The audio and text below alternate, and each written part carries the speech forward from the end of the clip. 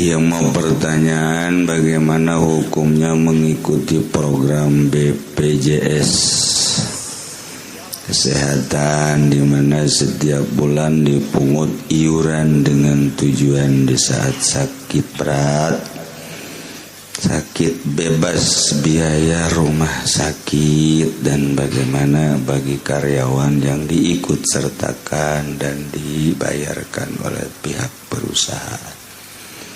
Menurut agama mah bagus, sebab melibatkan keseluruhan.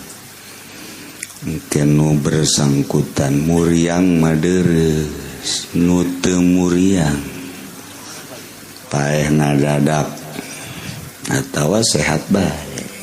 Kecuali nyana menta diimpus bae sanajan sehat. Sayang uang saya udah masuk, impus aja.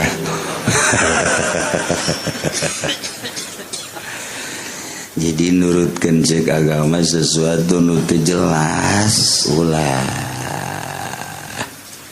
Cuman eta kan geus jadi program pemerintah, ya tinggal nahanan siksa bae di akhirat.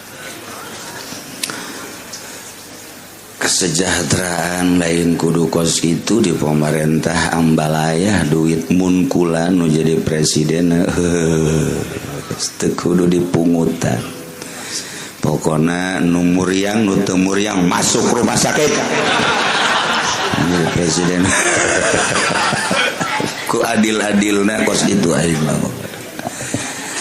Jadi kos kitu kaayaan aja. Jadi panjang lamun dicaritakeun.